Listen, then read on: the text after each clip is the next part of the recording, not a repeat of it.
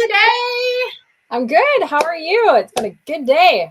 Oh my goodness. And we are gearing up for an even more incredible evening. Welcome everyone to the Guiding Star Project's webcast celebrating the journey of motherhood, creating the village we all need. If we are new to each other, my name is Lisa Canning. I'm the president of the Guiding Star Project. I'm a mom of 10 on earth and 1 in heaven, 5 boys and 5 girls. And Leah Jacobson is our CEO and founder. Leah, if anyone does not know you, please introduce yourself. Yeah, I'm Leah Jacobson. I'm also a mother. I am a mom to 7 here on earth and 1 in heaven. Busy life, northern Minnesota. I founded Guiding Star about a decade ago, a little over a decade ago. We're going to talk about a little bit about that tonight because it's been a long vision of just bringing this to life of what women need in our culture. And I'm excited to talk with you, Lisa, about what this looks like in practice. This is good. I'm excited. We want to hear from you. Let us know where you are tuning in from in the world. We want to make this a very interactive, as interactive as we can be. You are tuning in from home. I'm in Canada. Leah is in Minnesota. Let us know in the comments where you are tuning in from. Leah. Yeah. I recently asked you a really important question, and I want to share it with our viewers today. And I asked you, fast forward 50 years, we're approximately 90 years old. We're sitting on rocking chairs on your front porch in your small town of Minnesota. And I asked you, if Guiding Star were so incredibly successful, beyond your wildest dreams, beyond your wildest desires, what would the world look like? Share with us what you told me. Well, I loved that you asked the question in that way because, like I mentioned at the beginning of this, I mean, this has been going on for over a decade now of just kind of head down, figuring it out, solving problems, like working so hard to create something. You know, we've been working really hard to create these women's centers, to create, a movement, to create resources. But the way that you posed the question that day was so helpful for me because it tangibly placed me on my front porch in Ironton, Minnesota, population 567 people.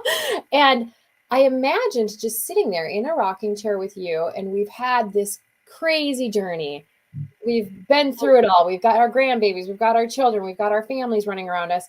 And I just imagined, this little street in front of my house, and I could picture like these girls with strollers walking down my street. And it's a scene I see all the time. I see kids run up and down my block all the time. I see young families all the time. But the way that I imagined it that day is you and I sipping our lemonades, and the moms and the babies and the interaction was so just like in this perfect idealized world that Guiding Star has been so successful that I could see them just without fear, without any trepidation of what it meant to be a mom, that they knew that the world around them was created to support them, that these babies were not seen as a burden by anybody, that they're not worried, that the neighbors are annoyed by their kids, and that they're not afraid that someone's going to make a rude comment to them, that they just feel completely seen and validated and understood.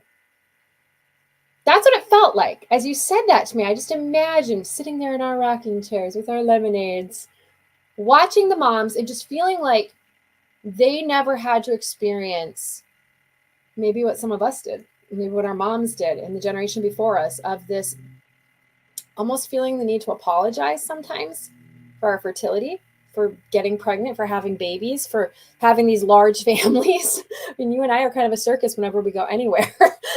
Like, maybe we're just a little bit immune to some of the comments, but I know that there's very hurtful things that happen. And I know women sometimes feel ashamed and afraid.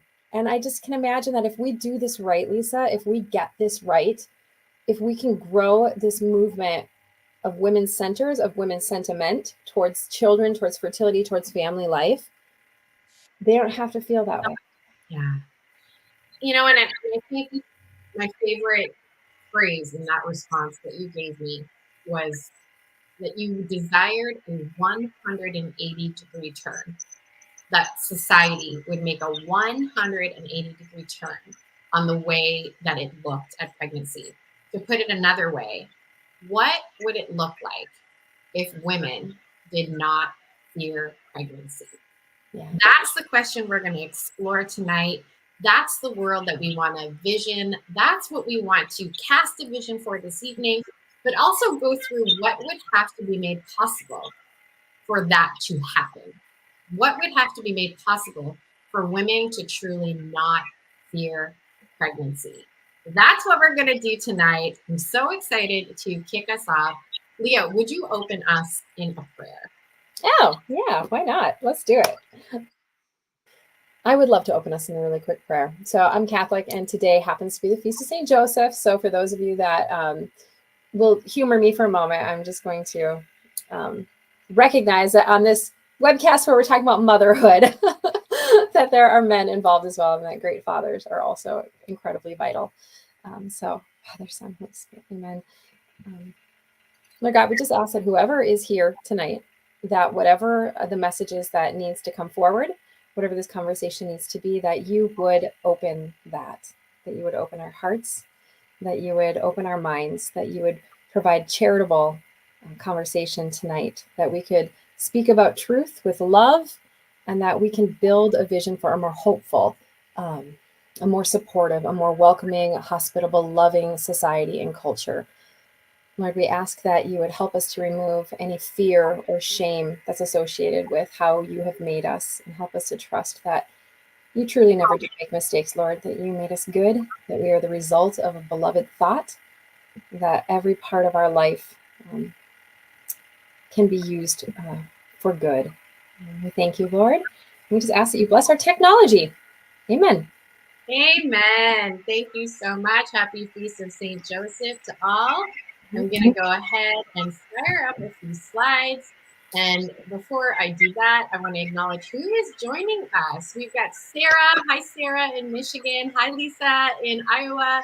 Christy in Iowa. Megan in Massachusetts. Welcome, everybody. Alrighty, tonight we are here to celebrate the journey of motherhood, creating the village we all need. And tonight we're exploring this vision for a future where no woman fears getting pregnant. To make this dream a reality, it will take a village. And we've been talking about this on social media, and it seems like you agree. And I want to just highlight a few of the comments that have come in through our Instagram. Noticing everyday glory. Think of how much more each child could be celebrated and treasured if we weren't caught up in our fear of what it would mean for us to bring them into the world. Loretta Wellness, it would look completely different. Instead of fearing our femininity and its gifts, man and woman would rejoice with the blessing of a new life. Mindful Moments for Mom says it's a great question. We've been brought up for many years with the messaging that getting pregnant would be the worst thing to happen. And then suddenly the messaging starts to change. Your life is not complete unless you get pregnant. The impact of these two opposing messages is challenging. Radical Homemaker, the world would look like motherhood not being pitted against ambition or talent. And Lisa, it would be amazing. I hid my pregnancy in a job interview once. I hated doing that. I felt so ashamed, but I was so scared that I would not get the job if they knew. I was 24 weeks and barely showing. But it was still awful to feel like I had to. In this empowering webcast tonight, you're going to discover the kind of education women need to reduce fear of pregnancy, what women need in a healthcare provider to feel supported, how to respond to questions like, was it an accident? Or you know how this happens, and what the first response to a pregnancy announcement should be, what is required to empower women to trust in their bodies and embrace the natural process of giving birth, and how to build the ultimate village, especially in the fourth trimester and beyond. And you're going to want to stay tuned to the end of our time together tonight. We have two very important announcements. Leah, we're going to start with you with the kind of education women need to reduce fear of pregnancy. Leah, when you read this statement, what are the first thoughts that come to mind? Oh gosh, so much. I think about all the reasons women are afraid, first of all. I think, to address what they need to hear specifically to reduce that fear is we have to really kind of dive into what are the sources of fear? Like, what are we afraid of losing? What are we afraid of being criticized for? What are we afraid of being, kind of stigmatized or cast as, like ashamed of? What actually is that source of fear? And then that helps us, I think, to kind of point to what the specific education is that somebody needs in order to. Oh gosh, my phone. I guess I shut my phone off. It's like texting. I just keep getting text messages from people that are giving me thoughts on what we need to say. People are like, you need to talk about this. I was afraid of this. So I think the kind of education we need is just education that reminds us that there is an order to this and that this is really truly not a disease state, that pregnancy is a state of health. I once had somebody tell me it takes a healthy body to get pregnant. And that really actually struck me deeply at one point because I experienced severe hyperemesis. I lost a lot of weight my very first pregnancy. I think I lost 17 pounds in the first roughly 12 weeks of that pregnancy. And I wasn't large to begin with. And so I just was wasting away and feeling like I'm going to die. Like, I think I'm going to die. And somebody, said to me at that point, you came into this, it took a healthy body to get pregnant. Like, your body is made to do this. You're struggling, you need help right now, but you can do this. And that provided a lot of reassurance to me in that moment to reduce that fear in that specific instance. And so this really is a question that we have to kind of dive in deep and understand what is the deep fear that you have.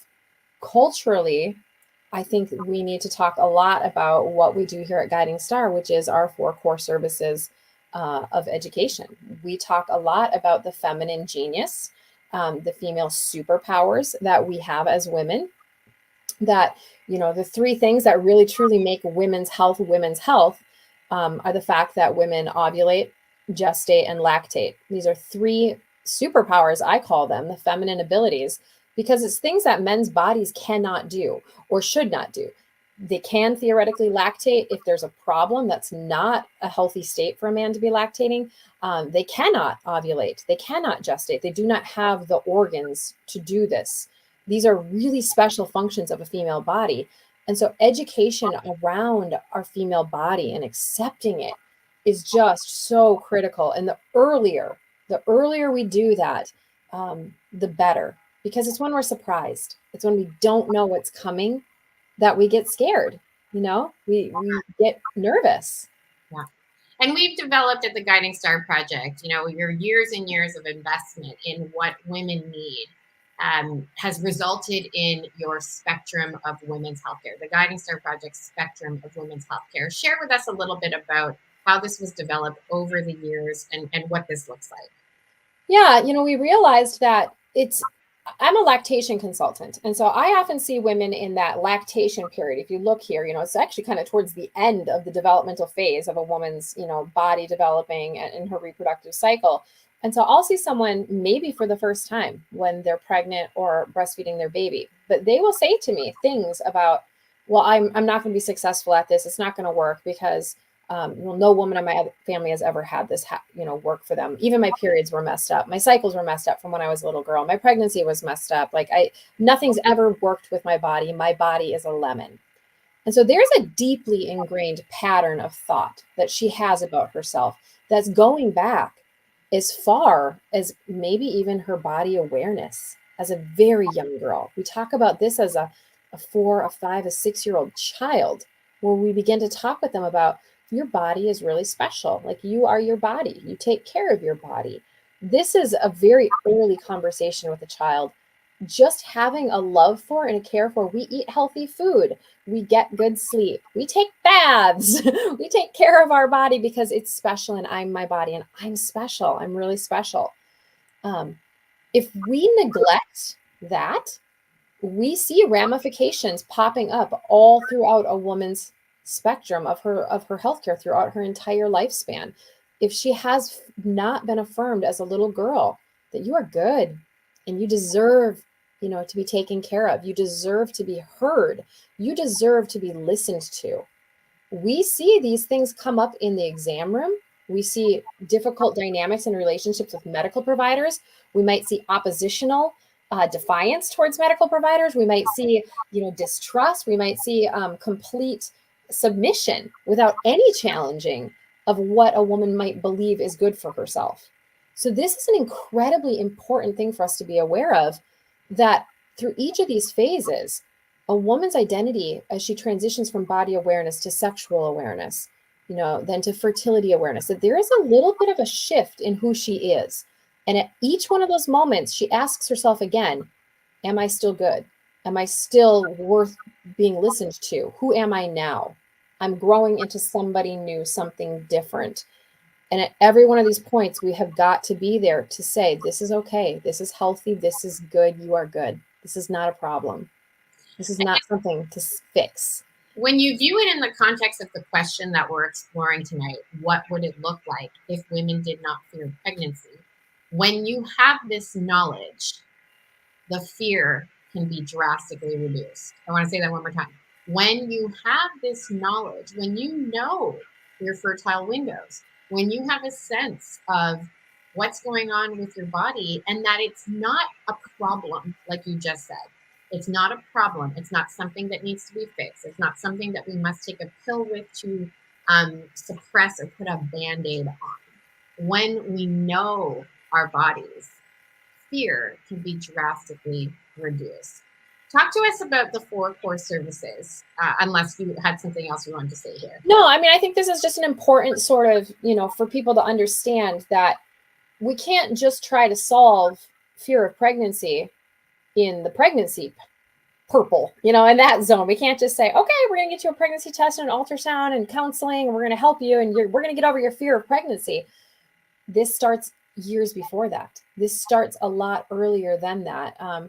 We can do a lot to help, hopefully reduce fear through education in that time span. But by the time you're pregnant, there's already a lot happening and there's a lot of other education that needs to happen. So this is where the 4 core services of what we do at Guiding Star come in, because we really believe that to raise up the next generation of young women to not fear pregnancy, they need to be well versed in each of these areas and understand that they're all good.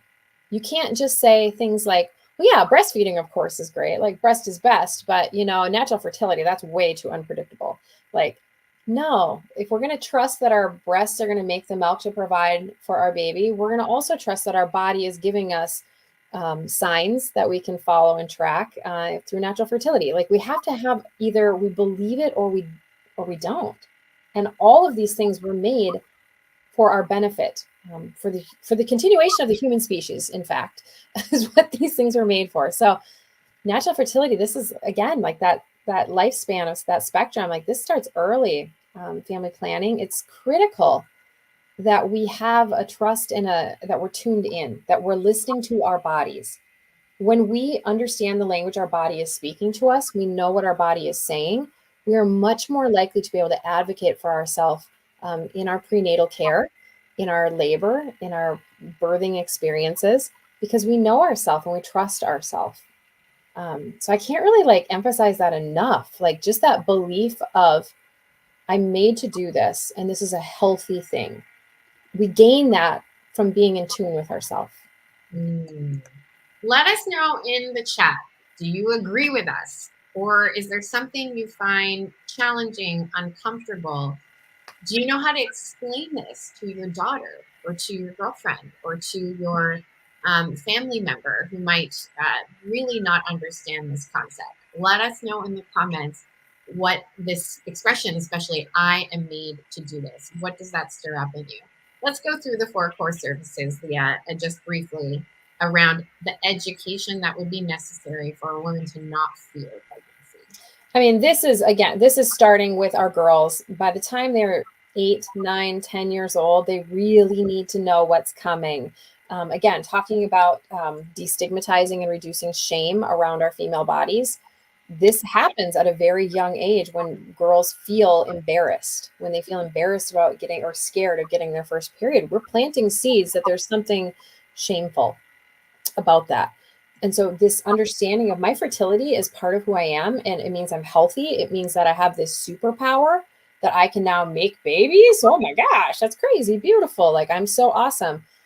That's the messaging our little girls need to be hearing at a very young age. And this is not necessarily about family planning at this age. It's much more about cycle tracking and just fertility awareness and protecting and caring for their fertility. But it starts young and it goes all throughout our fertile years. And what it's I think sometimes people think that this is a little complex, like that it's very difficult. If somebody's hearing this concept of charting, of tracking your body's natural symptoms, making observations about the things that are happening in your body, where does somebody start? Oh, that's a really good question. There are a lot of wonderful resources. I mean, one of my favorite groups out there that we like to partner and work with is A Natural Womanhood. They have a really great find the method that's right for you, because there are a number of signs that your body gives. Some signs are a little easier for some women to read. Some are a little more predictable with depending upon your lifestyle and just how your body works. And you have to learn to read the language of your body. So I would recommend that you start with a group like Natural Womanhood and look at all the different types of fertility tracking methods. There's mucus only methods, there's temperature methods, symptothermal methods, there's symptohormonal methods where you can literally just use a pee strip where you checks your hormones every day, put it in a monitor, it tells you if you're fertile or not. I personally really like that method because it's a little foolproof. But it's not that complex. It may sound complex, but with the help of a good fertility practitioner, somebody that does this for a living, and there are thousands of people that do this for a living, a lot of them work in our centers, they're happy to help demystify whatever these crazy symptoms are that your body is giving you. It helps to make sense of it. So it's actually a lot more predictable than we realize when we start just writing it down. We see patterns. So good. Let's go on to pregnancy care and birth services. What education do women need around pregnancy to reduce the fear? Well, obviously, this is probably the biggest one. I mean, if you're really scared of pregnancy, you cannot skimp on your childbirth education classes. You cannot skimp on your pregnancy care. Getting in with a knowledgeable provider who's going to really sit with you and explain what's happening is obviously the best thing you can do to reduce your fear. When we're feeling afraid, we sometimes we just try to avoid it and not think about it. I've known women, I have friends that say, I'm not gonna think about that. I'm not gonna think about that. I'm like, how are you feeling? Are you nervous about your delivery? I don't think about that. I don't think about it until I do it. That's not always the best solution for many women. You maybe weren't expecting it to be what it is. Maybe it's more painful, or maybe it's longer than you were expecting, or maybe it's just a different sensation. And to not have coping mechanisms, to not be mentally prepared with a mindset of this is natural, I can do this, I trust the process, I surrender to the process. It's important to be mentally prepared to do that. Mm-hmm. Yeah. Christina here in the chat says, I've been pregnant 4 times with 2 kids on earth. I was scared every time. Understanding my fertility, having proper support, not fearing motherhood, or having too many kids would have helped. Absolutely. I think it's so good. I love hearing why women are afraid, because I think we assume that the fear comes from the same reason that I would be afraid. Whatever my fear is when I see a positive pregnancy test, we tend to kind of assume that's what other women feel. But I think in all the conversations I have been having, over the last decade, I've come to really learn and appreciate that we all have very different reasons for being nervous about pregnancy and being afraid about it. And some of them I won't even consider. I'd be like, oh, that's not a big deal. But to another woman, it's paralyzing.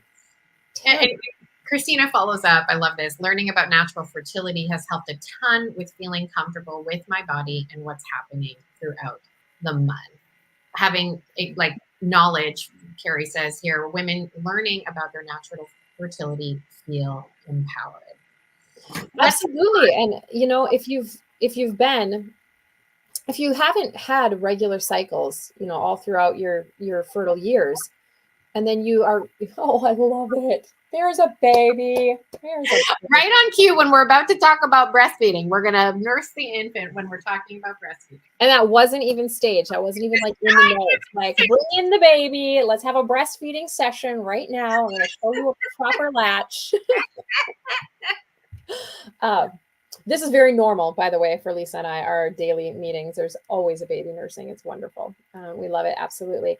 Breastfeeding. This has been a really interesting realization for me as a lactation consultant, to recognize that what a woman tells me in her first, hours, days postpartum says a lot about how she feels about herself and what she believes to be true about her own abilities. And sometimes it's heartbreaking, you guys. I've had women make comments to me just about how, I'm not smart enough to breastfeed, or my baby doesn't like my milk. I mean, these comments are heartbreaking sometimes, because it gives a window into a much deeper wounding often that women have, that there's a sense of rejection, or a sense of, I'm just inadequate, I'm not good enough, like even my baby doesn't want my milk. And it's something that we have to talk about, because how we experience breastfeeding in those first few days of motherhood can have profound effects on how we feel about ourselves as mothers. If we think we're good moms, if we think that, we're doing something helpful for our children, that what we're providing is worth doing. These are important conversations to have. And women do make decisions sometimes in this postpartum period that can have long-term ramifications on their health. I've known women that within just weeks of delivering their baby have opted to sterilize themselves in the fog of postpartum crazy hormones, because breastfeeding is going poorly. And that is heartbreaking, because 2 or 3 years later, when that fog has lifted, there is an irreversible, or very difficult to reverse situation now, that is, the crisis has passed and the sentiment has changed. So breastfeeding and postpartum care, this postpartum period is sacred. It is so vulnerable. Anyone who is honored enough to work with women in this time recognizes just how incredibly important it is that we get this fourth trimester right, that we take care of women. And we're going to get into this a little bit later tonight. And our final fourth core service here at the Guiding Star Project is, of course, motherhood and family life. And this fourth trimester is really what we're going to unpack very much tonight on this webcast. We want to continue to hear from you. Please share with us your thoughts on what kind of education would be needed to reduce fear of pregnancy. We want to hear from you. We want to now pivot this conversation around the kind of care. What do women need in healthcare, in a healthcare provider, in order to feel supported? And we are so excited to bring onto the webcast tonight Danielle Martins. Danielle is the client care coordinator at Guiding Star Cedar Valley.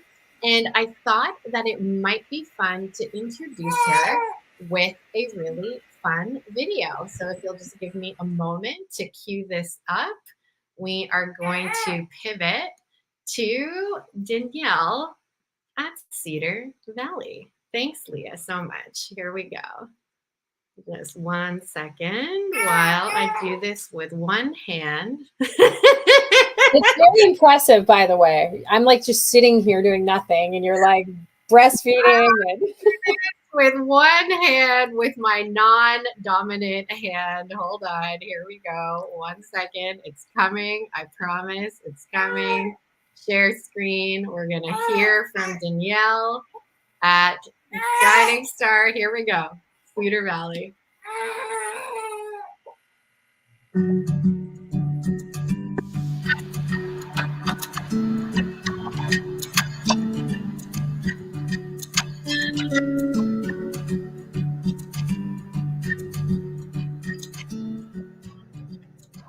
Hello, welcome to Guiding Star Cedar Valley. My name is Danielle Martins.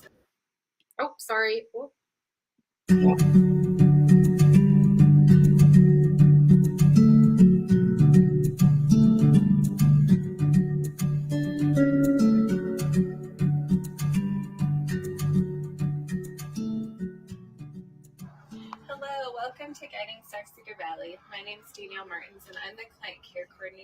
and I just wanted to give you an opportunity to see what it would be like to come in for an appointment with me here in the office, and I'll explain a little bit more of what we're going to do.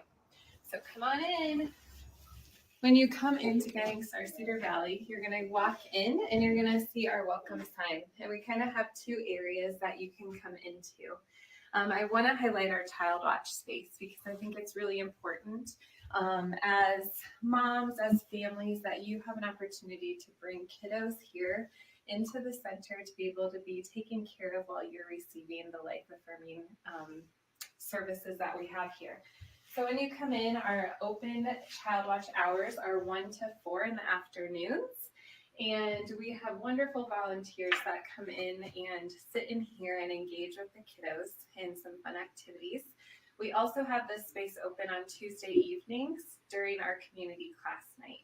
So that's another opportunity that we want to take away that child care barrier so that you can come and enjoy the services and community classes here at Guiding Star. Take a look in there. Fun area for kiddos. I want to take you to a space that I like to have appointments in, and also our community classroom. So when you come in, if you come in for an appointment with me, you will see this check-in desk and you will ask for Danielle, and you will come in and possibly wait in the waiting area, which is over here as well. So we have a nice welcoming waiting area. There is coffee, hot chocolate, we have water, snacks. So come on in. I would take you back here to our community space. So there's a variety of services that you can take part in here. And we have free care consults. So everything that we do, when you call and talk with us here at Guiding Star, that care consult is free. So whether that's to possibly come in and talk about pregnancy, postpartum, maybe you're interested in looking at what providers there are in the Cedar Valley for care during your pregnancy. We also have services within miscarriage or the loss of an infant. So coming in and receiving a care consult to kind of see potentially some areas that you could receive support in. We have one-on-one mentoring in that area as well. So I like to sit with moms, with families, and kind of just get a feel of what's happening, what your story is, what resources we would have to offer to you. Let's bring to the webcast Danielle Martins. Danielle, welcome. How are you doing tonight? Hello. Thank you for having me. It was so fun to watch you give a tour. I felt like I was in Guiding Star Cedar Valley. For anyone who might not know you and your story, please introduce yourself. Yeah, so I have had the pleasure of being Guiding Star Cedar Valley's client care coordinator for it's almost going on 5 years now, and having the opportunity to use some of my skills that I've attained before that. So I also am trained in FEM and as a postpartum doula. So being able to kind of use the skills through those two programs as well to hear women's stories and walk with them. What I loved what Leo was talking about is that postpartum time definitely has my heart, and being able to enter into that space with women is a joy. And so just being able to come around women in any way that I can. We had an infertility journey, and so that's kind of what has really sparked my passion for this type of holistic women's healthcare and really coming around women in various ways. So, yeah. Beautiful. So in the context of our conversation tonight on women not being afraid of pregnancy, reducing the fear of pregnancy, what do women need in a healthcare provider to feel supported?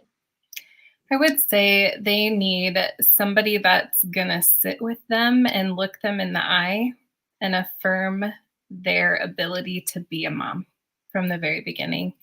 Having the way that Guiding Star provides holistic care and coming around women in multiple ways.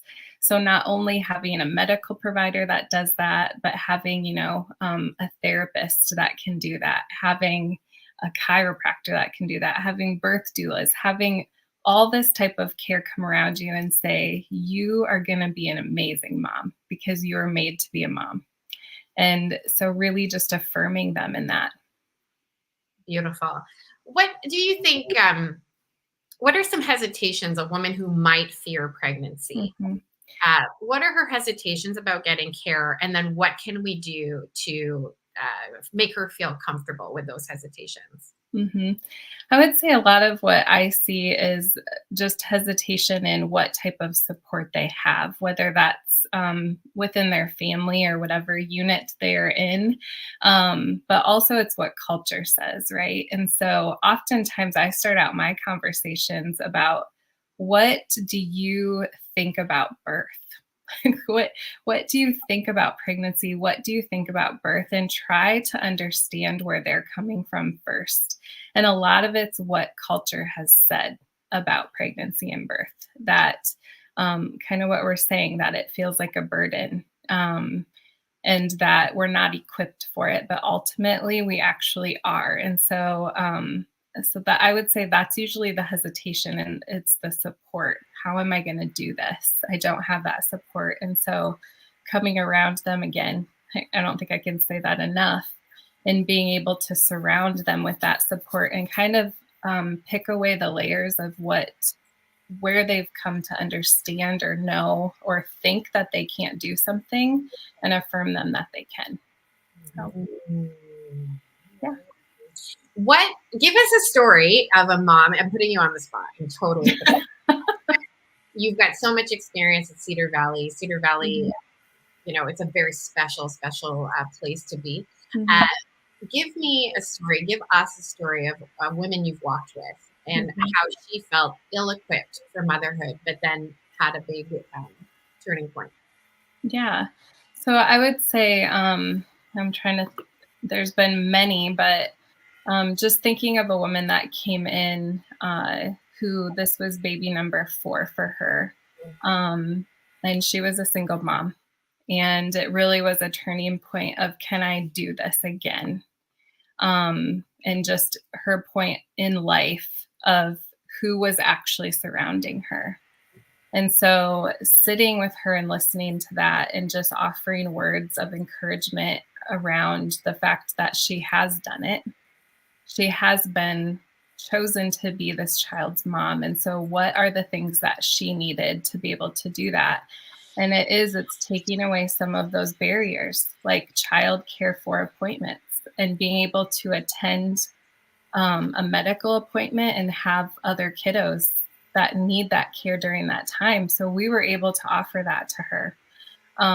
Just being able to encourage her each appointment, being able to talk through what has your past experiences been, because I would say a lot of it is also that there might be some trauma involved in some of the birth stories that they've already had, if they've had that experience. So she really felt like she could not, it was a breaking point for her. So being able to sit there, walk with her, honestly, just hold her hands and be able to be available at those appointments. She did give birth to a sweet baby boy, and we've continued to walk with her past that point as well, and lifting her up in her motherhood. So yeah. And then of course we've had women come in that have never experienced pregnancy. They were scared. It was a lot of, how am I going to tell my family this? And so being able to listen and offer words of encouragement there, have her talk to us. What would you say to them? And being able to kind of just allow, honestly, some role play of what would you say, and they will receive it. And if they don't receive it well, we are here to support you. We will find what you need. So again, eliminating barriers and just trying to listen to women have been super helpful in journeying with them. Those are such good answers. Those are really all of those things. I'm like, yeah, exactly. Like there's so many different reasons we're afraid. And what you hit on there, like the needs of your other children, like that can be very overwhelming and afraid. Like, I'm not gonna be able to take care of my other kids. Like, I'm not gonna be able to get to my appointments. that's enough to just paralyze someone. Yes. What I'm hearing is the need for a lot of space and time. Yeah. So like space maybe for a woman to process, maybe for even silence. So like maybe drawing out of a woman who maybe is silent, really the care to draw out safely what she's actually feeling. And time. So maybe just speak really quickly, Danielle, about how appointments at Guiding Star are a little bit different maybe than other places in terms of time. I love that you are bringing this up. This has been the biggest piece of what I've learned as a client care coordinator, as a support person. I'm one who wants to fix something. I want to fix it. I want you to feel good. I want to figure out what I can do to fix it. And ultimately, it is the space and the time. And so we're talking, sometimes I'm sitting with women 30 minutes to an hour, and that's even maybe they've already seen the doctor at that point, or they still have to see the doctor. They'll come in and we'll chat. And being able to give them that space and open up that space. Sometimes I have my agenda, right, of an appointment. Oh, I think you're coming in for this. And I have a little bit of an agenda. And that agenda gets thrown out the window when they, I have the first thing that comes to my mind is a mom. We were going to talk about labor and delivery. How are you feeling? All these things.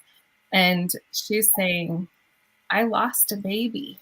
I lost a baby before this. I'm scared. And it was like, okay, we're going to sit in this for a minute. We're going to allow some time.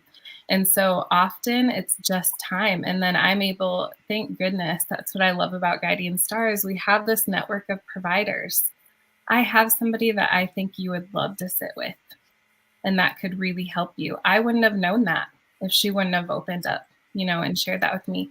And so time, 30 minutes, 45 minutes, an hour. I mean, I've spent more than that with women.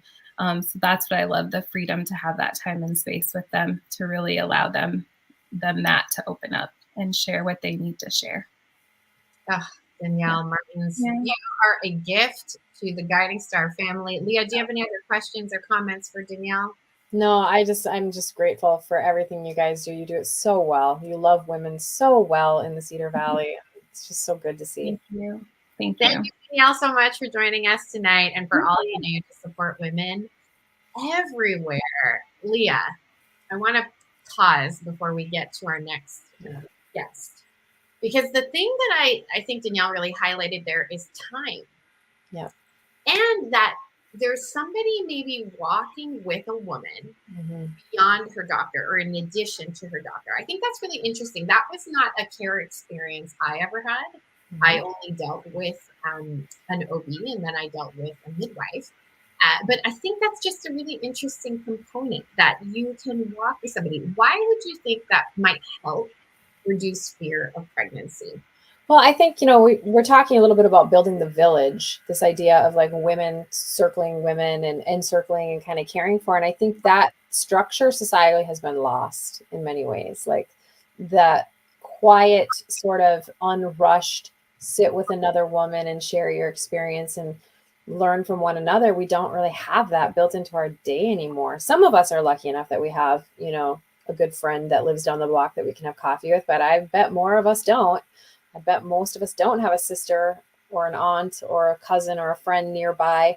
That structure is gone.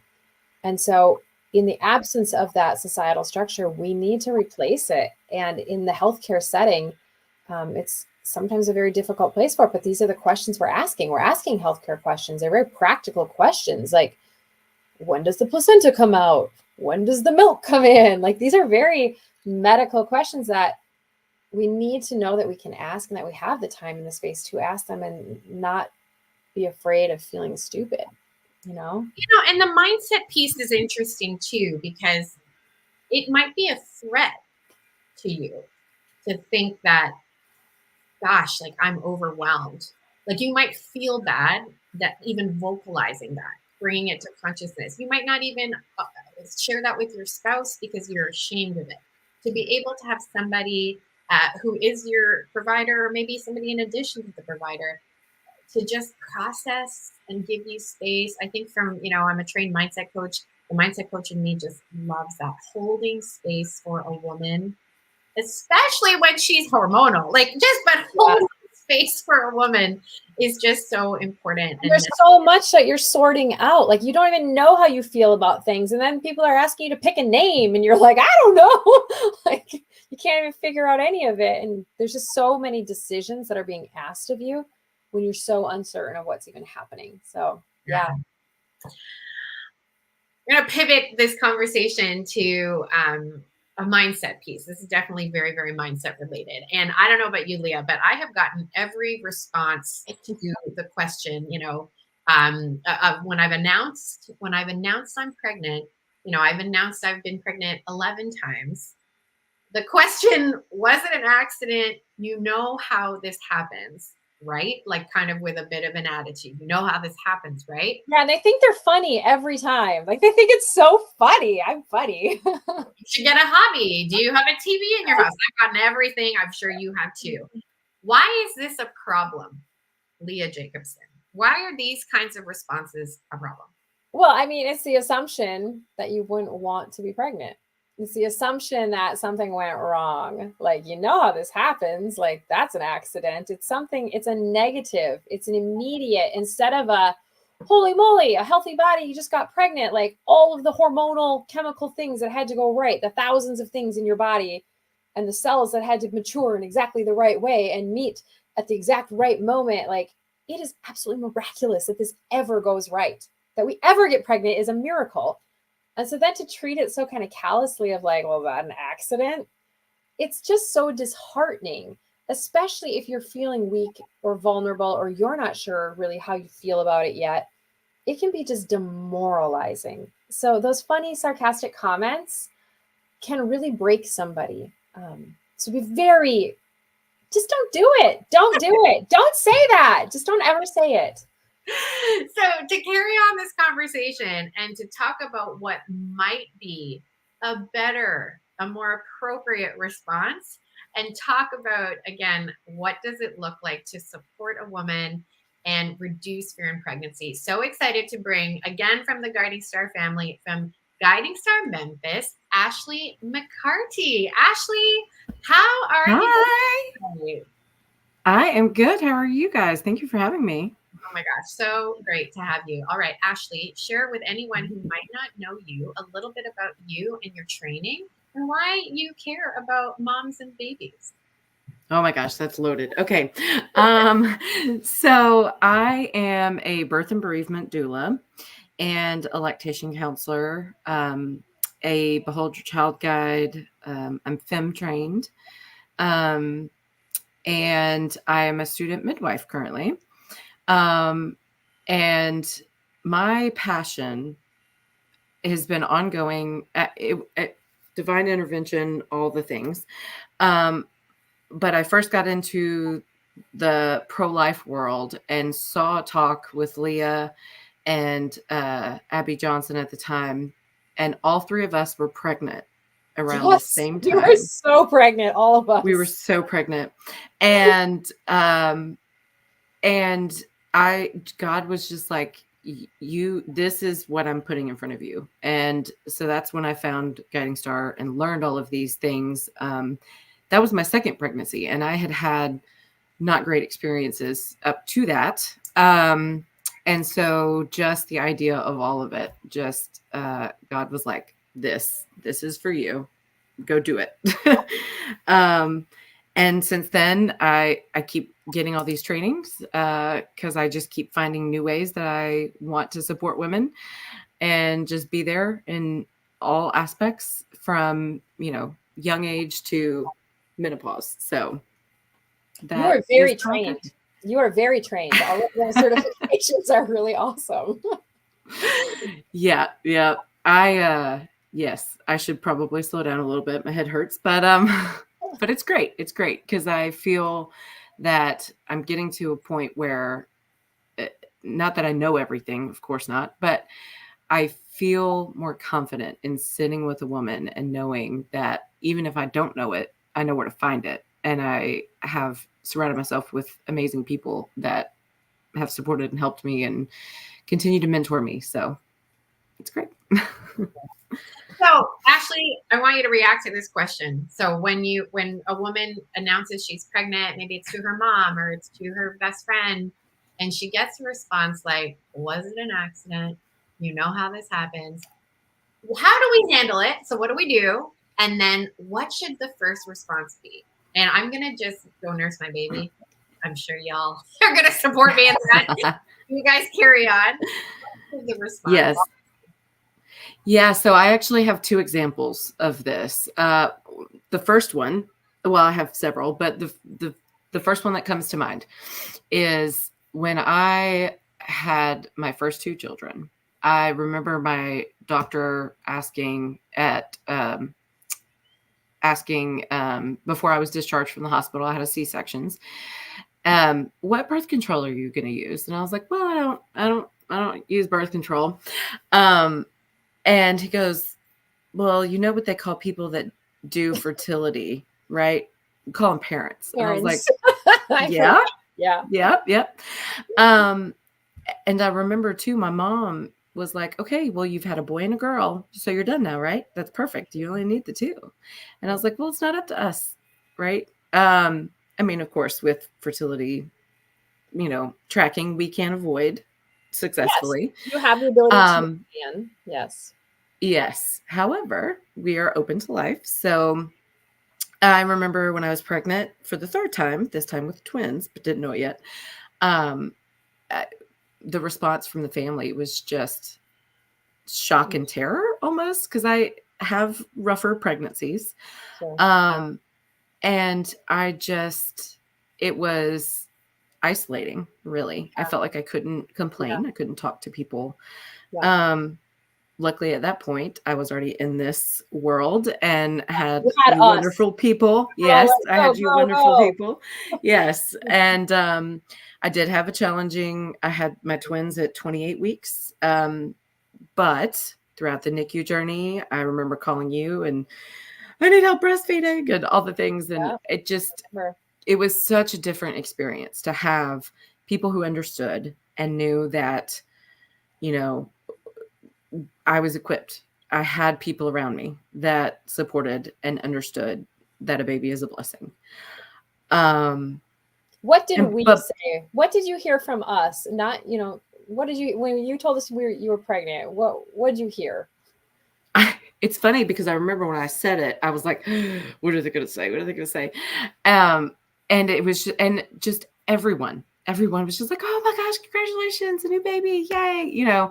And I want to say that if I don't know if it was you or somebody else, but it was like, oh my gosh. And I didn't need medicine. My first two pregnancies, I needed medicine to help get pregnant. And I didn't with my twins, ironically. So, but I think you were like, oh my gosh, it just happened. And obviously, it's working and the things are happening the way they're supposed to. And I was like, absolutely. And that alone just shifted my mindset some, to where I was just like, whatever happens, cause twins are a different breed. Yeah, it is. But I trusted that whatever God had a plan and, we were going to be protected, and I just trusted in that. So my twins are now 2. So you're so dang cute. About to be 3. Oh my gosh. But getting all this solidarity in the chat. So lots of shock from family. Kaylee says, when we announced we were pregnant at our daughter's first birthday, a whole different experience of a joyful reception than questions and snide remarks. Lisa says that she felt judged when she announced her 4th pregnancy, like she was irresponsible. Lisa says, I hate the birth control question. So they're getting a lot of solidarity. What I'm hearing is that this comment about, like, what's the phrase that we can say because what you're both hinting at is your body's working. Yeah. What you're pregnant, instead of like, oh, you're irresponsible. A sign of a healthy body. Yeah. That phrase. that we can use? I think it's as simple as congratulations. Like, what an Yes. accomplishment. Praise God, congratulations, you're awesome. Those Like, things. it worked. What an Yes. accomplishment. Mhm. You know, like, I think that is a societal mindset that just has to completely shift. That Mhm. we somehow see a pregnancy as an accidental result of sex, when really it's what sex, every part of the sex act has culminated up to.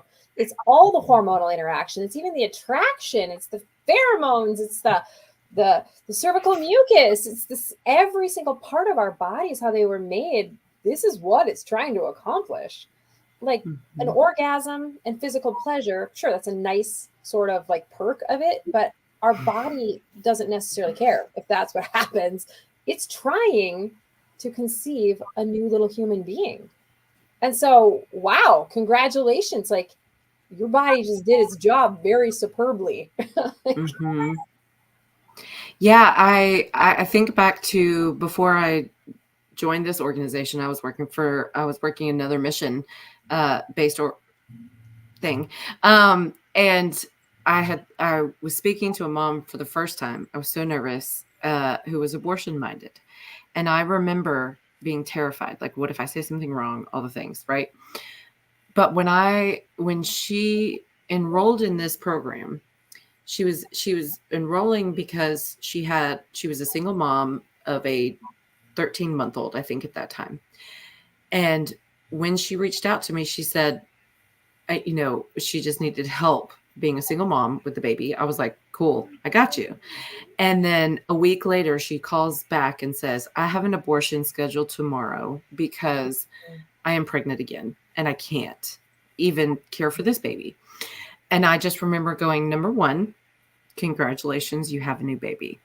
And number two, let's talk through what you're terrified of right now and that crisis. And she said to me, I know that this is a life and I don't want to end a life, but I just am so overwhelmed. And so we talked through it. She has now had 2 other children. She finished school during that second pregnancy. And she's just been empowered since then and has gotten on her feet, has found new love. It's just been great. But what she told me that made such a difference was God using me to tell her congratulations, because everyone else was like, you can't do this. And I just stopped and said, congratulations. And this is exciting, and changed just the theme of it. She just needed one person. I'm thankful God chose me to be that person, but she just needed that little encouragement. That's all she needed. And she already knew she had it in her. So it just goes to show this.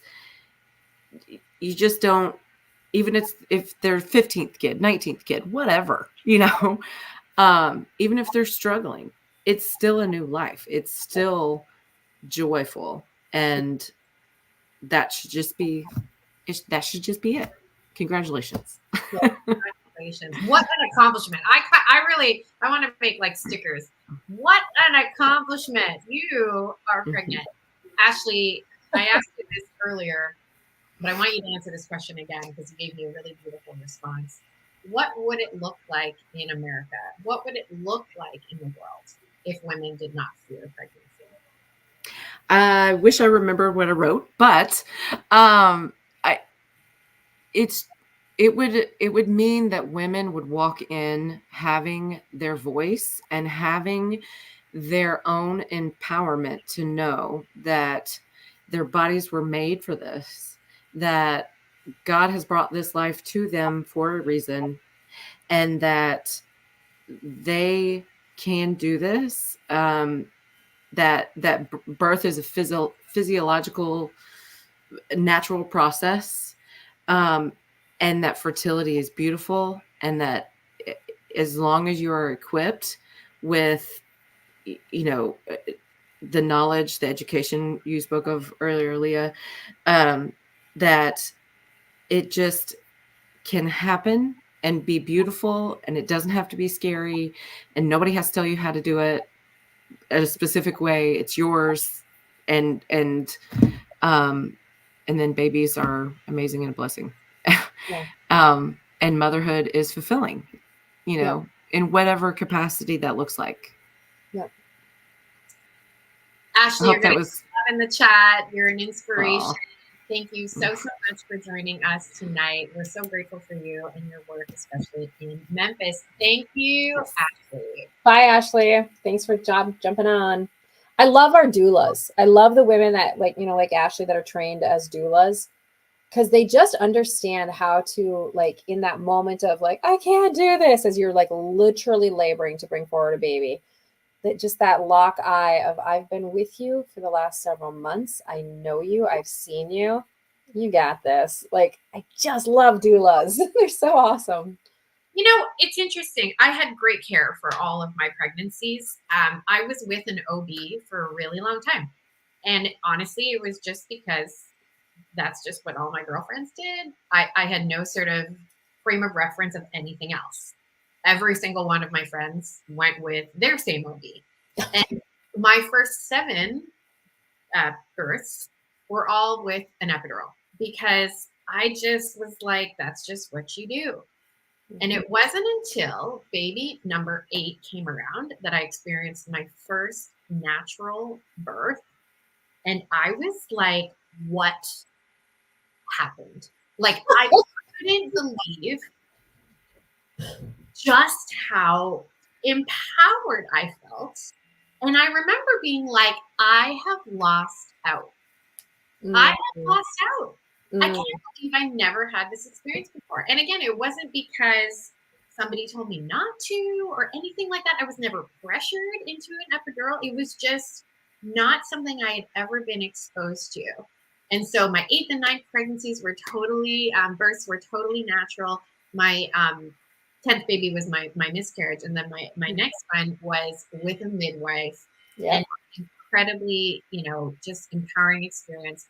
And what Ashley mentioned, this question of fear in pregnancy, I think so many women, and naturally so, I get it, are afraid of the pain of birth. What do you think, Leah?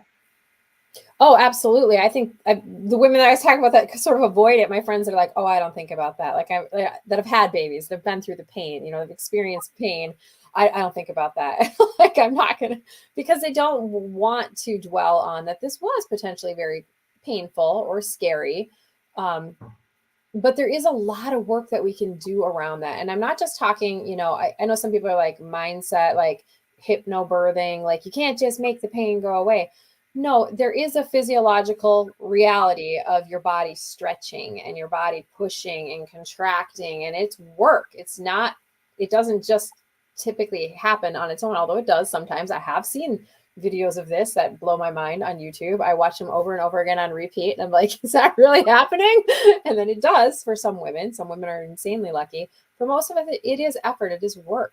But it is not the same as like a useless suffering pain. It's not like we're just breaking limbs for no reason and then they have to be repaired. This is a productive pain that is not destroying us. We come back from it. And just to have that understanding of like, my body is made to flex and grow and then rebound and repair. And I think we lose sight of that. We just get scared that everything is broken now and I'm never going to be the same. And things change, but with good care, with good healthcare, with good knowledge and support, our bodies are made to recover and do this over and over and over again. It doesn't break us. It doesn't kill us. And what we just mentioned with Ashley, that there's somebody with us who can say, you're not going to die. You're going to be fine. I've been with you for the last few months. I'm here with you now. Yeah. That was my experience with the midwife. And we are so, so blessed to have in the Guiding Star family, Tammy Massoud from Guiding Star Tampa. Tammy, welcome to our webcast tonight. How are you doing, Tammy? I'm doing good. How are you both? Oh, so great to have you here. So Tammy, how many births have you had? Have you caught? How many babies have you caught in your long career? So I'm going to have to count because I stopped counting at 1,000. So it's been a lot.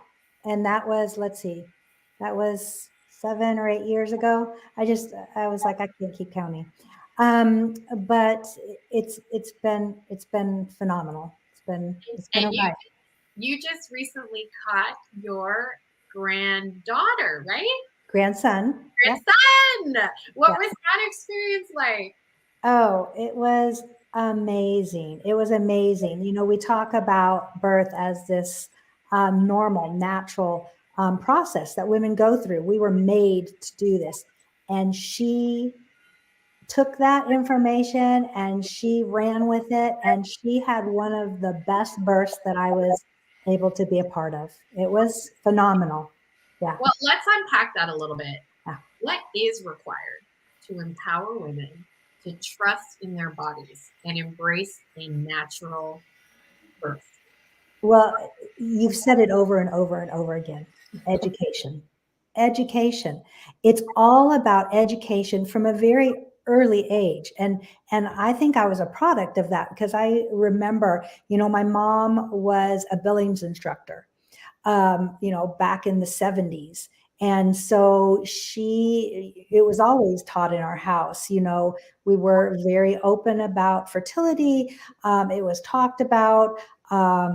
We were part of the pro-life community because you know, that's what our bodies were meant to be and meant to do, and fertility. And then you could choose to have a baby or not have a baby, and you became pregnant, and then you had babies, and you know, it was just all a part of that natural, holistic, you know, viewpoint. And you know, I learned very early, and I think that's where Guiding Star is unique in that we want to take families from beginning to end and just educate people and let them know, you know, what their bodies are meant to do, that this is what we're meant to do, this is what your body was meant to do. And whether you choose to have a baby now or you use a fertility awareness to choose to have a baby later, that's what it's all about. You're open to life and you're choosing now or later.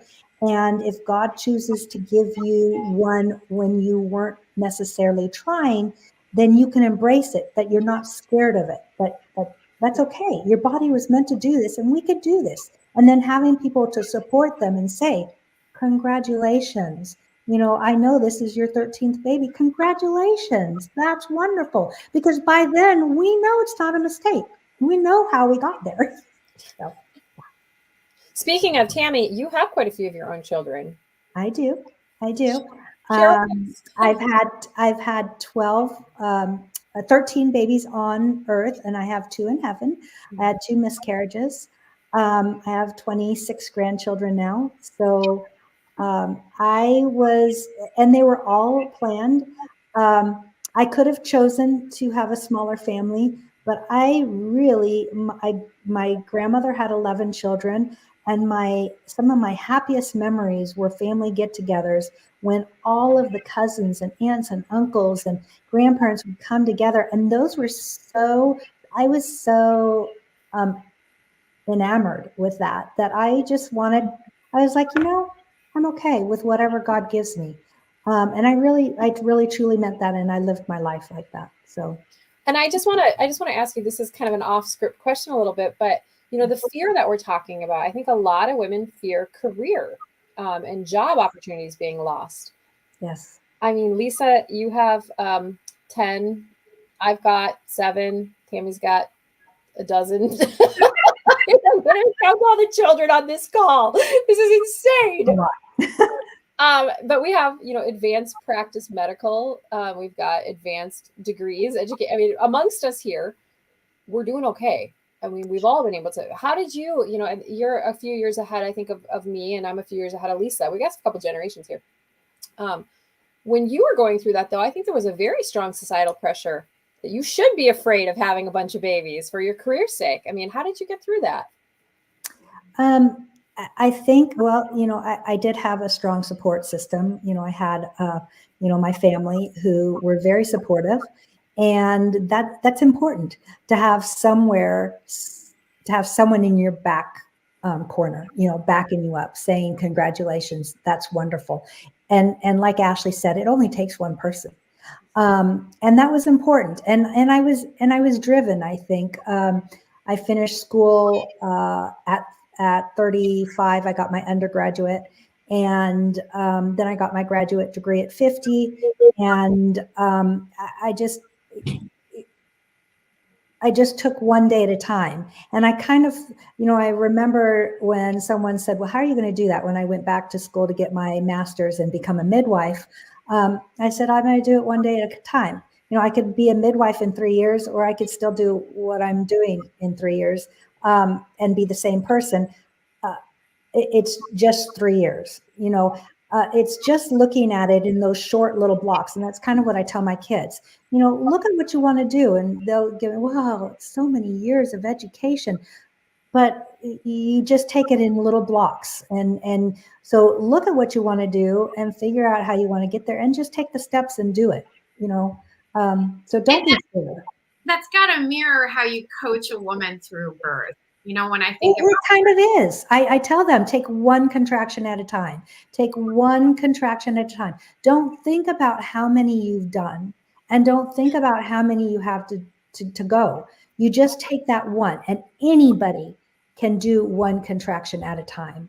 And yes, that is exactly how I coach women through childbirth. And childbirth is education. It's a lot of education so that they're prepared. Because I remember with my first baby at 18 years old, I hadn't taken anything into my body, hardly a Tylenol, not even a can of soda because of the caffeine. I was very aware of what I was taking into my body. And I thought, what are these women doing? They were doing the same thing as me. They were very healthy during their pregnancy, but then at the end, they'd take IV drugs, or they'd take, an epidural or a spinal block.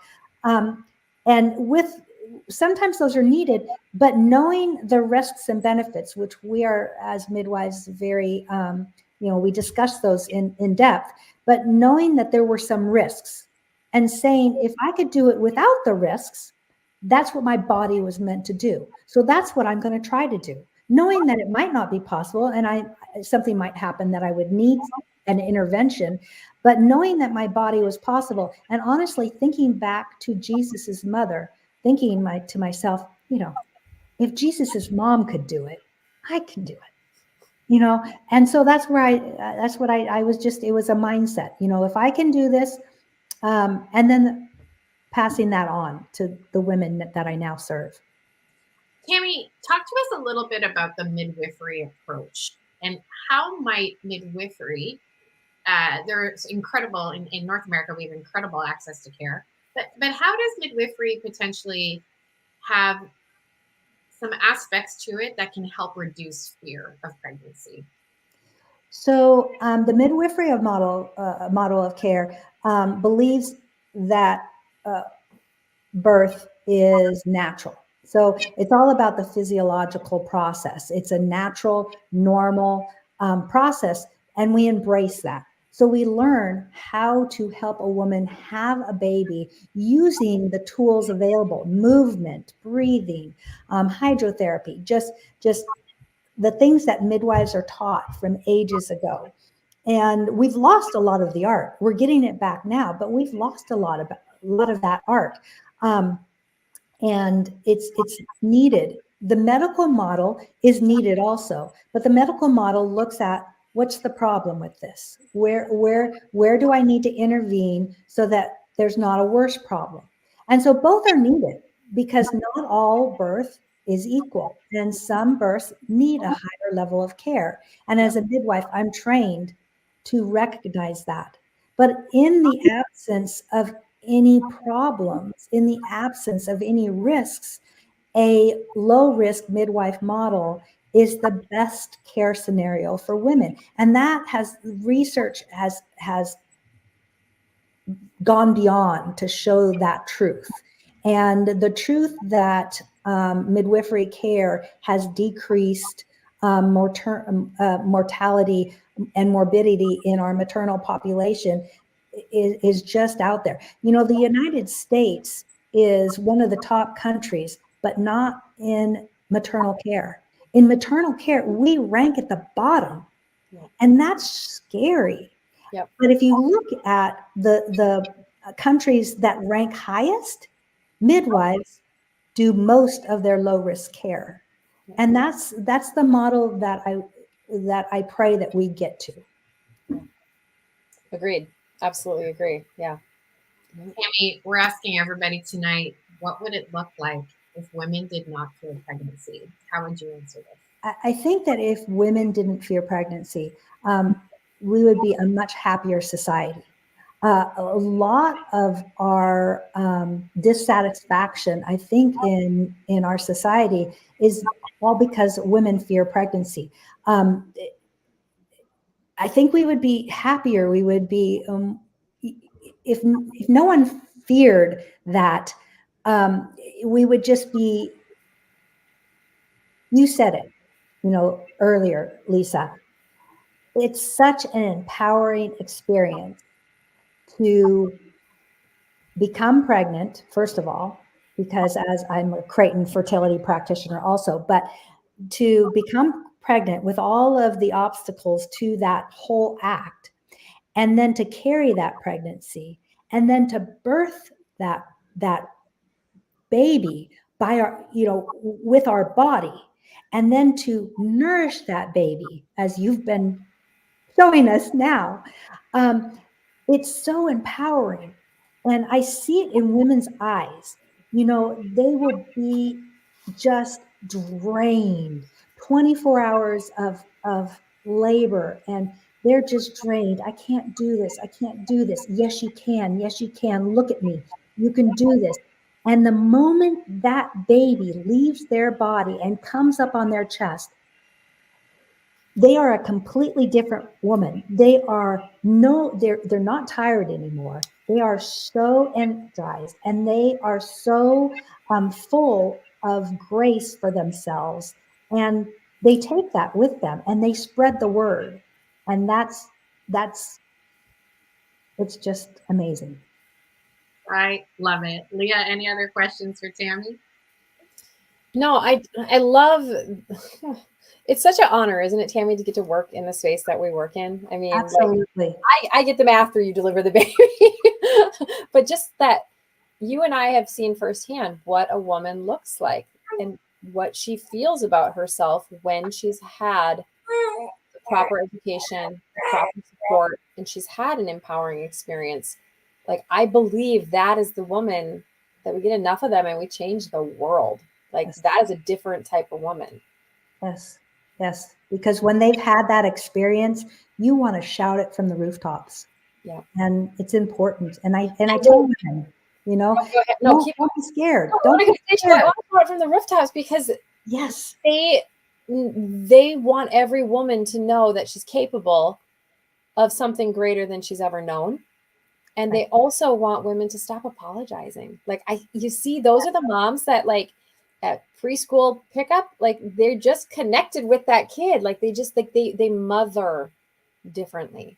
They exist in the world differently because they're proud of themselves. They're not ashamed of themselves. They feel heard. They feel worthy. It's different. Yes, absolutely. Tammy, thank you so much for joining us tonight. We are so grateful for you and the work that you're doing in Southwest Florida. My pleasure. We're so grateful. Thanks, Tammy. Leah. I just love her. I love midwives. Love her. I love her. And I'm like, Tammy, like, next baby, like, we'll just next baby. We'll figure out. Florida. There's so many things I want to unpack. There's been so much conversation about space, time, what women need. How are you feeling right now? Like, where's your heart at as we have this conversation? Well, it's funny because she just made the comment, about like that, you're nursing your baby. And I'm thinking about this and I'm like, this is exactly what we need is women that don't feel afraid to live in their female body in the way that it interacts with others. Like, we are relational with our bodies and we apologize for those relationships so often. Like, we apologize for our baby's needs. Like, why would we apologize that our baby's hungry? Our baby needs to eat. This is the type of, like, it didn't even like cross my mind, but I let myself think it. I was like, I wonder if anyone is annoyed she's nursing her baby. And I was like, no, of course they're not. Because we're building a world where that would never, ever be annoying. That would never, ever be something that we would apologize for. Could you imagine if you felt like you couldn't just like pop the boob out and nurse the baby? Like, wouldn't that be like, I love that we're creating that, but then I recognize this may be the first webcast anyone's ever witnessed a baby nursing. I don't know, but it shouldn't be. It should be the norm. And I think that's what, you know, as we bring this conversation home, we've got two really important announcements. So don't go anywhere. We've got two incredibly important announcements. So please stay with us. But this is where I think the work of Guiding Star is just so essential in society. Yep. This is where these conversations are so essential. What does the ultimate village look like? Like, what does the fourth trimester need to encompass? And we recently had a town hall where we chatted with women about what is necessary, like what is necessary in this fourth trimester, and we listened. And I wanted to share a couple of the quotes with you all tonight. And they were really, really interesting. So on healthcare, I'm currently in my second pregnancy. I love pregnancy and being a mother. My biggest concern is advocating to my doctor and being coerced into Western medicine practices or medications and interventions when I would prefer more natural than my doctors are not educated in. We heard things on mental health, the resource of having a group to talk about your experience after birth. Feeling like others have had similar experiences can feel so healing. Some women may also be fearful of postpartum depression or loneliness after having a baby, whether their birth was traumatic or not. On community, if we're going to have birth plans, we need postpartum plans. Yes. We need spaces for recovery where women can go and get the rest they need. And the love of the idea of experienced moms, mentoring younger moms. On this particular town hall, it was a great point that was brought up. Sometimes there's a more mature mom who doesn't have babies anymore who wants to hold babies. Like, it would be her love and her desire to take a baby from a younger mom and give her arms a break. And even just the very physical things like, hey, have you ever thought of holding the baby this way to like work out the gas? Or, hey, I noticed that, you know, the way you're breastfeeding, it might get really tiring after a while. Why don't you try adjusting this way?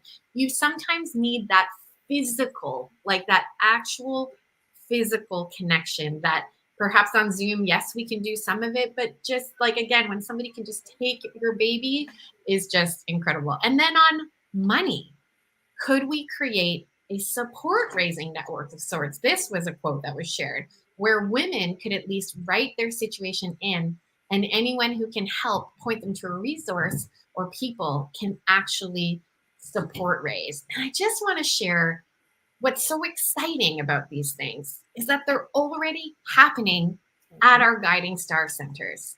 Yes. This fourth trimester, this village that we need, it's already happening at our Guiding Star centers. For example, in materials, if a mom needs things like diapers, like clothing, like essentials for her baby, it's not just like dig through these bins. It looks like a boutique at Guiding Star Wakota, as you can see here on the screen. At Guiding Star Siouxland, the milk bank, the breast milk bank, where this is just an incredible story and an incredible support where if a mom needs milk, if she's having trouble, she can get access to milk. And again, material support, a child watch. Leah, talk to us about the importance of child watch and why it's essential. Yeah, no, it's required. It's required everywhere. And it's a story. It's a sad story, actually. It's my college roommate's story. One of my dearest friends in college, after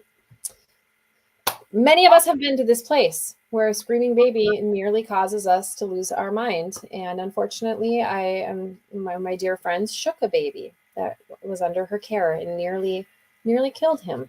And in having that conversation with her, I understood exactly what that felt like to be at the edge where you just are losing it. You're tired, you're exhausted, you don't know how to make this baby stop. And And in her case, we had a conversation. I said, if you would have had a place where you could have just left the baby, for 2 hours and taken a nap, would you have done it?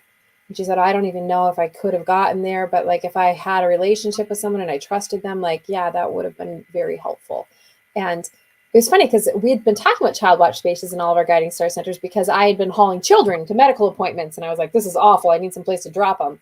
But then when this happened with my roommate, we had the realization that we just need a place to hold babies sometimes when mom needs a nap. She doesn't have to be doing anything productive. She doesn't have to be going to an appointment. She doesn't have to be doing anything. Like, she just needs a break and a village to hold her baby. And if she doesn't have that, we need to give her that.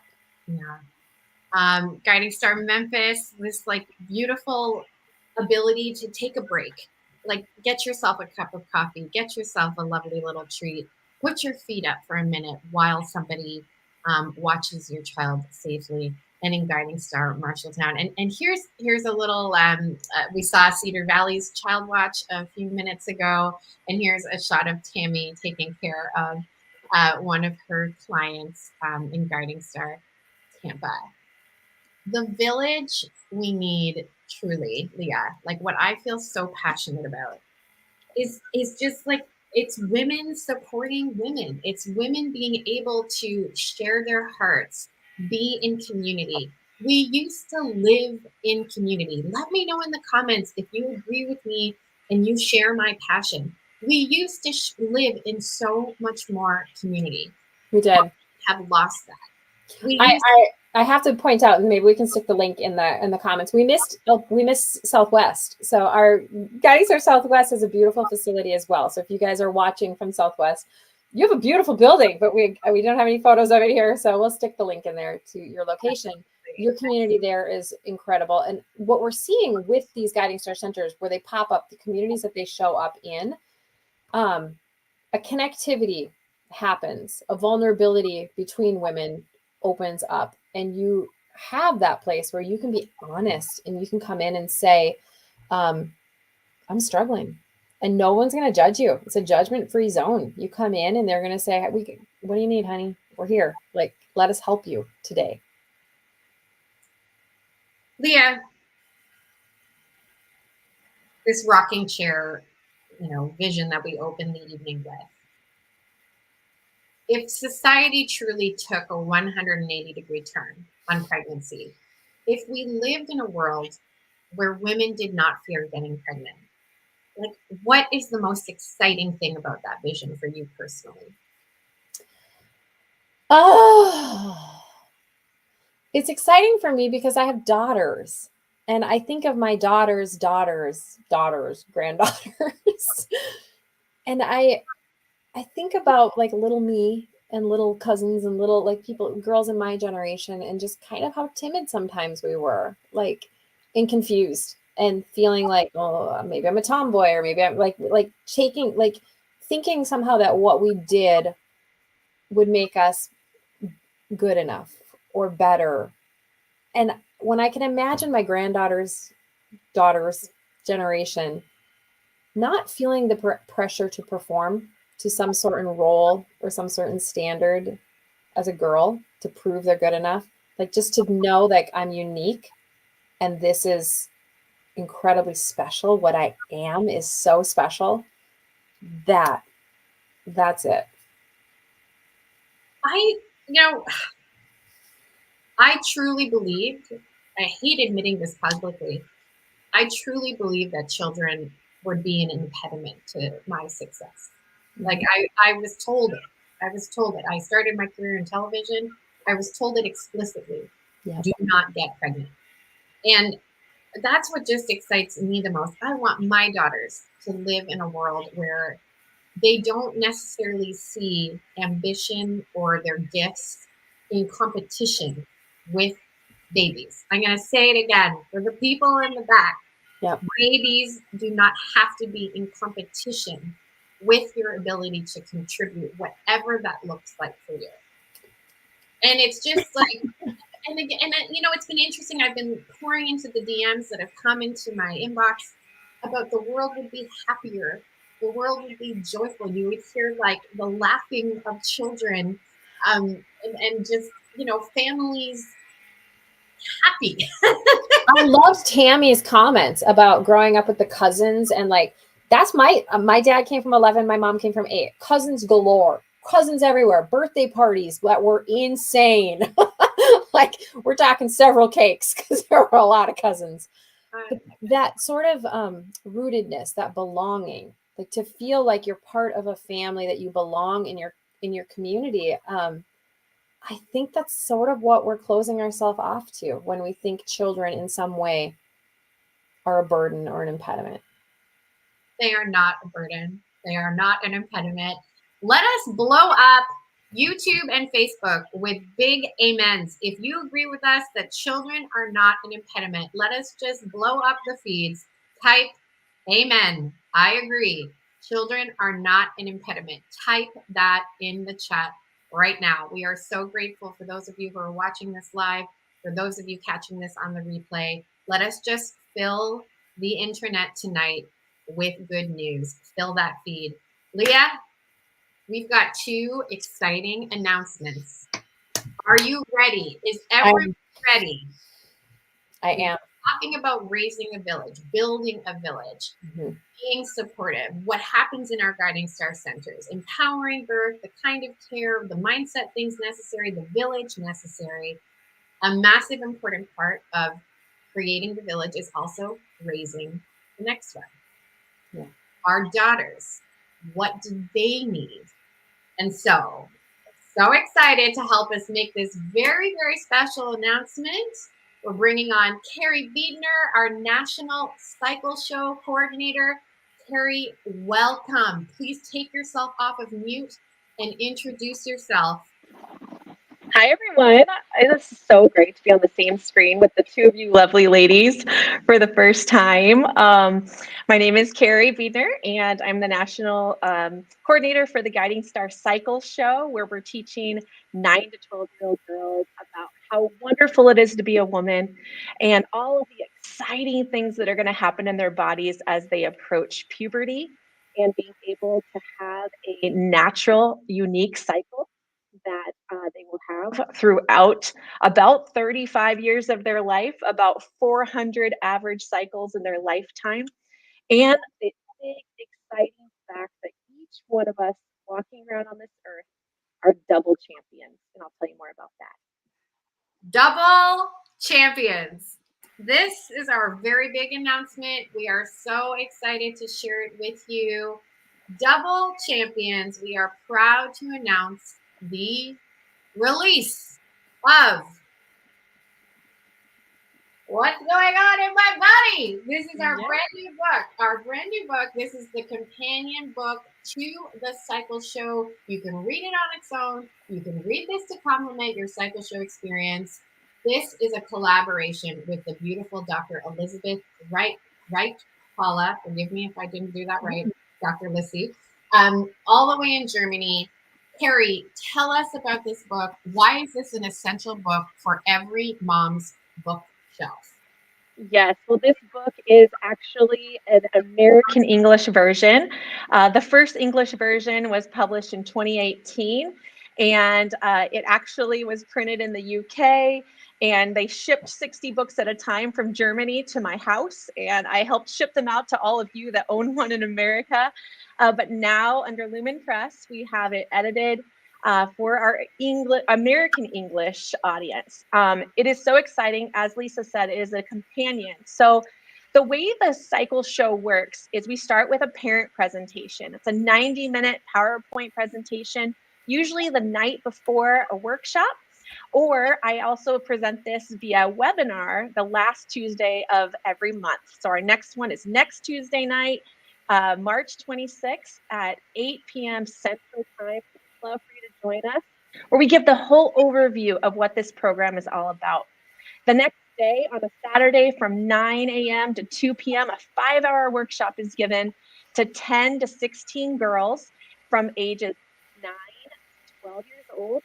And we teach them about what happens in a woman's body when she's pregnant, for that prerequisite knowledge of why our body has a cycle, why I have my period, why I'm going through all these exciting changes, from changing from a girl into a woman. And then after the workshop, this book can then go home with the girls and their families, where they can come back to the same verbiage, the same stories and paraphrases that we use in the workshop as she goes through puberty, through adolescence, and then into womanhood. And that's really our hope, is that once our daughters leave our homes, we're still having these conversations. We have created that village. We are talking about, like Tammy said, she got to go and catch her grandson. That's amazing. I'm a birth doula, and I cannot wait for the day that my one daughter that I have on this earth has children. And she said that she thinks I'll be able to come, and I really hope I get to attend her birth. I think it'll be the most amazing experience on earth. Carrie, we're asking everybody what they feel like the world would look like if women didn't fear pregnancy. What is your response? Well, you know what? I see it happening. I see us changing that in our workshops. I see girls coming into our workshops a little nervous about what they're going to learn. And then as we get to the part about conception and them finding out, first of all, that they're a double champion, that at the very beginning of their lives, they were chosen one out of 400,000 undeveloped eggs from their mother. And they were chosen one out of 300 million sperm from their father. And they came together to create that girl. And so with the song, We Are the Champions playing, and a little blinky red heart on an egg that was just conceived as a new human life, I get to shake each one of these girls' hands and look into their eyes and say, congratulations, you are a double champion. And everyone on tonight, like, think about that. I'm looking at you. Congratulations. You are a double champion. At the very beginning of your life, you were chosen twice to be you. And at that very moment, all of the good things about you, all of the challenging things about you were right there. And one day you will have that opportunity to have the creative capacity to bring new life into the world. And these girls love that. They're like, yes, I can be a mom. You know, another thing that I was noticing is that at my preschoolers' graduation, they talk about who they want to be when they grow up, what careers they want. And, you know, it used to be they would all say, I want to be a mom. All the girls would say, I'm going to be a mom, you know, and that was acceptable to just be that. But you know what I'm seeing now? I'm seeing girls saying, I want to be a mom and a doctor. I want to be a mom and something else, because they're starting to see that my kids have seen. I can have a career. I actually have 3 careers. And I share with the girls at the cycle show, I have this job, this job, this job, but my most favorite job is being a mom. Mm-hmm. And I get to do that alongside of all of these things too. And so, no, my children don't hold me back. And that's what we're going to see in a culture that values pregnancy and doesn't fear it. One more thing I want to share. Today I was in a coffee shop and I was overhearing 2 dads brag about their kids. And I think that's what we're going to see too. We're going to see husbands that, I heard this man talking about his 3 kids and he's like, yeah, and the next one we have, we're going to name it this. And they were so excited about growing their families even more. Yeah. And that was just random. And I turned to them and I said, I hope that my husband talks about our kids like that when I'm not around, and keep that up because people are listening. Yeah, I love that. I love hearing that. Carrie, thank you for all the work you do for the Cycle Show. Please put in the chat. We will put in the chat and we will email out afterwards where you can get information about bringing a Cycle Show near you. Come to the parent presentation where you can learn all about Cycle Show. And of course, you can grab the brand new book on Amazon, bit.ly/Cycle Show Book. It's playing right below where we're watching, bit.ly/Cycle Show Book. Will take you straight to Amazon where you can get it. Carrie, thank you so much. Leah. Carrie. I love seeing Carrie. What an evening. Well, that was the first announcement. I know one more. That was our first announcement, but just real quick, this book is first of all, it's beautiful. So it's large. Like you can kind of just compare to my head. It's quite a large book. It's beautifully illustrated. So we've got like really gorgeous, again, child friendly. This is meant for a child, like young girls are able to read this. It's designed, again, great visuals. I think, and this is an important distinction with this book, like how we showed that spectrum, of women's health at the beginning. This book is meant to kind of grow with a girl. And so it's not a book that is just at one point in her life where she just reads the whole thing. It's appropriate for her to read the book as she's growing, because by the time you do get to the end of the book, the concepts are a little more mature. They would be more appropriate for a 16, 17-year-old girl to be reading. But this book, if a mother or a father goes alongside their daughter through this book, they will have the language. They won't have to feel ashamed. They'll have common vernacular to work from. And you're going to learn a lot, because I've seen the moms that have gone through the cycle show that have gotten the book and done it with their daughter. They're like, I had no idea. I never knew that. So there's no shame if you're an adult woman and you buy this book for yourself. That's okay. When I first started at Guiding Star, I had no idea what a luteal phase is. I mean, I still mix up. I still mix up the phases. We all need this education. And here's the thing. I feel like we've said it over and over and over again. To create a village, we need education. Yeah. We need support. I want to recap what we've talked about tonight. We've talked about the education necessary for a woman to reduce fear of pregnancy. We've talked about what we need in a healthcare provider with Danielle. And we talked about space and time and care and compassion. We talked about how to respond to phrases like, was it an accident? How this happens. The appropriate response of congratulations, what an accomplishment. Or if you pick up this book, you're going to learn you're a double champion. Yep. I just go and get this book so you can understand what we're talking about. You're a double champion. We've talked about tonight what's required to empower women to trust in their bodies and embrace the natural process of giving birth. And the ultimate village. How do we build the ultimate village, especially in the fourth trimester? The community, the actual physical spaces, the actual ability to take a baby from a mom and say, you go sit down and have a cup of tea quietly. The ability to mentor, to get coached, to get material support, to get all the things a woman actually needs. Leah, I'm all fired up. It's 9:44 East. I'm all fired up because I wish someone had shared this with me when I was a young mom.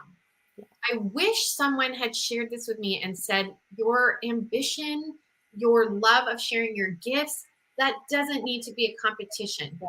I would have saved myself, Leah, so much angst and pressure and pain, I think. Yeah. If someone had come alongside me in my younger years and just said, like, you're made to do this. Yeah. And that's what you want. I know. And I think about it too. Even though I have this worldview and this belief, like I literally am the founder of this. So obviously I believe pretty deeply in this. And I, did a lot of work and a lot of reading and a lot of research to kind of come to this belief. It still was even isolating for me because no one else thought this way. And so I think so much of what we're trying to do right now is to build up just a movement of women that are speaking truth into one another's hearts. That instead of, when I go to my mom's Bible study, and I, say, oh, I'm going back to get a master's degree, instead of people like gasping and going, why would you do that to your poor children? Oh, you're not going to be a good mom. Like that was my experience. And it was women I love, still love them. But we're so steeped in this judgmental way of being with one another as women that we end up having to be very alone sometimes if we're going to live, the life that we were created for. If we're going to embrace our children and embrace this career, we're going to experience, unfortunately, in the current culture, probably some isolation and loneliness. And I want to be done with that. I don't want us to feel alone anymore. It requires us to We're done. We're done with being alone. So we have an invitation for you. Breaking news. We have an invitation for you. I just love that we changed the words. Breaking news. Breaking news. We want women to not feel alone. We want women, when they look at a pregnancy test, to not feel fear. We want those moments when she's waiting for that positive or negative to be hopeful, to be positive, to not be this trepidation where they feel like their life is over because of pregnancy. We want them to understand that it's a natural consequence. It's an accomplishment. And if you feel like this too, we want to invite you to partner with us. A generous donor has made, a generous couple of donors actually have put together a gift of $10,000 if we meet the challenge of 40 new monthly donors. My friends, there are several of you watching live right now. We know that a couple hundred people have read emails like of this nature. 40. We are looking for 40 new partners. Yeah. 40 new monthly partners to support us in the Guiding Star mission of building that village. So that Leah's rocking chair vision, the one when we're both old and gray at 90 on a rocking chair in Ironton, Minnesota, and we are rocking there with our lemonades, and we see happy, hopeful women. We see happy, hopeful women who understand their bodies, who don't see children as a burden. We want that to be the future. I want, in my heart of hearts, I hope you can see it and hear it and feel it from me, because I wish this is the kind of message I was given when I was starting my television career and was literally told you should not get pregnant. I wanted this kind of message. I wanted this kind of community. I wanted somebody to put their arm around me and say, you are doing a great job. Those babies are amazing. You are amazing. Whatever you're feeling, there's space for it. You don't have to be ashamed. Yeah. We're looking for 40 people to give monthly so that we can do this work, bring new birth centers, bring new Guiding Star centers across America. We want to be in all 50 states by 2033, and we need a village. We need to do this together. Not only do we need to build a village for the moms, we need to build a village where this is a voice. Say it louder. I saw it in the chat. Say it louder. Babies are not a burden, and you were made to do this. It's an accomplishment to get pregnant. Leah, bring us home. What else do we need to know? Yeah, I think I love that these donors were very specific, that this has to be monthly giving, because what we're looking to do here is we're looking for people that are willing to actually engage with us repeatedly. You know, it's lovely to get a donation as a nonprofit, as a 501c3. Sometimes you'll get a donation and then you never ever hear from a donor again. Great, sure. But what we really want, we want your voices. Like, we want your skin in the game. We want your stories, your experience, like your pain, your wounds, your hope, your daughter's dreams. We want all of that coming to life, and we need a relationship with you to do that. We need you interacting with us. Having a financial stake in the organization, I hope that that helps you to feel that you're part of this, that you're part of growing this.